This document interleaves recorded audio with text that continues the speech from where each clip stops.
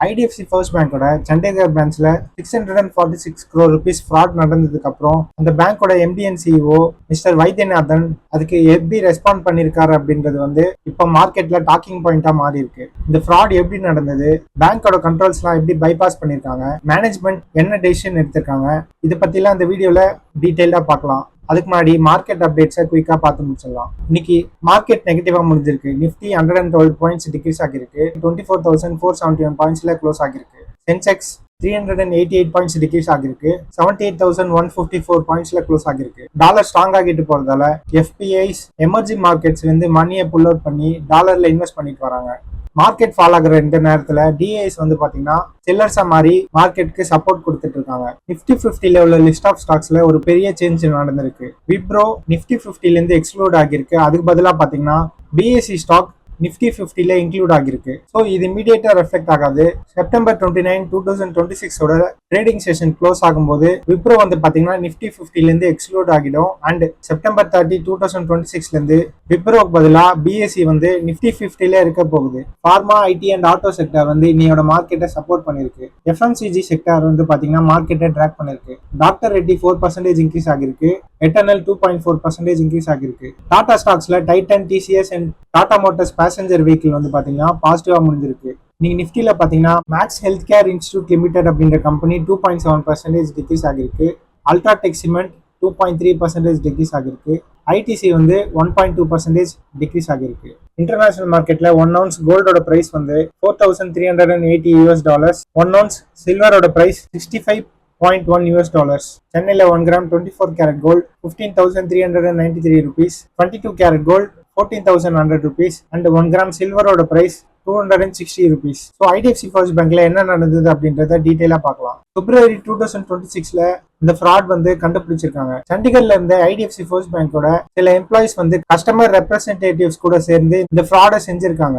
இது நடந்ததுக்கு அப்புறம் ஐடிஎஃப்சி ஃபர்ஸ்ட் பேங்கோட MD and CEO mister Vaidyanathan அந்த சண்டிகர் பிரான்ச்சுக்கு போய் விசிட் பண்ணிருக்காரு. அங்க சீனியர் அபிஷியல்ஸை மீட் பண்ணி பேங்கோட கல்ச்சர் பத்தி டீடைலா பேசியிருக்காரு. இப்போ அந்த ஃப்ராட் எப்படி நடந்தது அப்படின்றத பார்ப்போம். IDFC first bank already technologically advanced control ஃப்ரேம்வொர்க்கை யூஸ் பண்ணிட்டு வராங்க.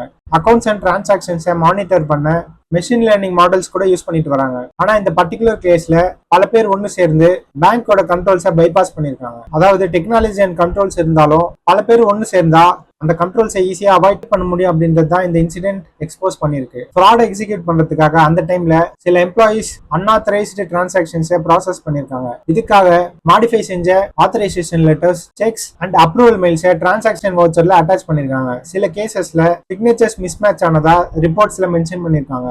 சில இன்ஸ்டன்சஸ்ல பிக்ஸ்டு டெபாசிட் அட்வைசஸ், எடிட் செய்யப்பட்ட interest certificates and modified account statements எல்லாமே சில கஸ்டமர்ஸ்க்கு ஷேர் பண்ணிருக்காங்க. ஹரியானா கவர்மெண்ட்ல ஒரு டிபார்ட்மெண்ட் அவங்களோட அக்கௌண்ட்டை க்ளோஸ் பண்ணி ஃபண்ட்ஸை வேற இடத்துக்கு டிரான்ஸ்ஃபர் பண்ண ப்ராசஸை இனிஷியேட் பண்ணிருக்காங்க. அப்பதான் அக்கௌண்ட் ஹோல்டர் நினைச்சிருந்த பேலன்ஸ்க்கும் ஆக்சுவல் பேலன்ஸ்க்கும் பாத்தீங்கன்னா டிஃபரன்ஸ் இருந்திருக்கு. பிப்ரவரி 2026ல இந்த இன்சிடென்ட் வெளில வந்திருக்கு.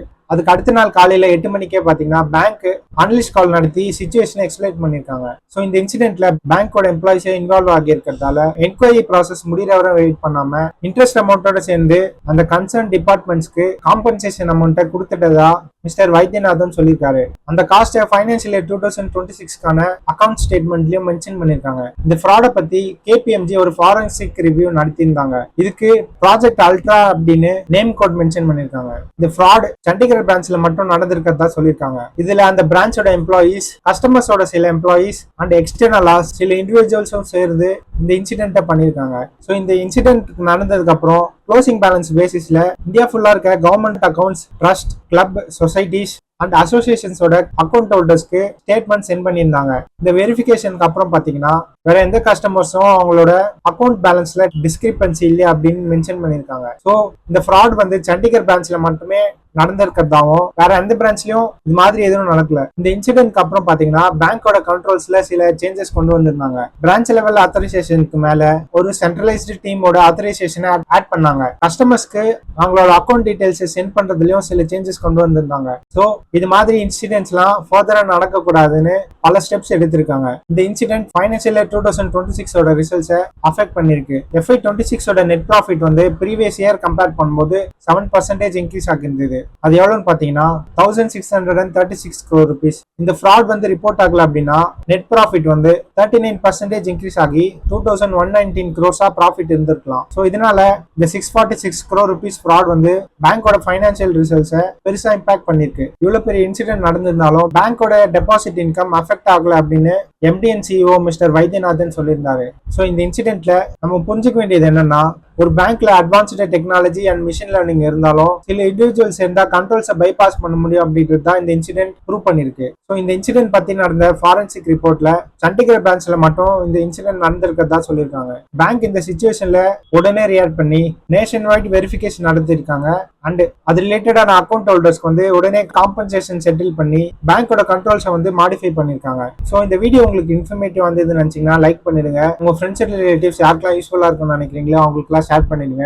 உங்களுக்கு மார்க்கெட் அண்ட் பிசினஸ் ரிலேட்டட் அப்டேட்ஸ்லாம் தொடர்ந்து பார்க்கணும்னு நினைச்சீங்கன்னா இந்த சேனலுக்கு சப்ஸ்கிரைப் பண்ணிடுங்க.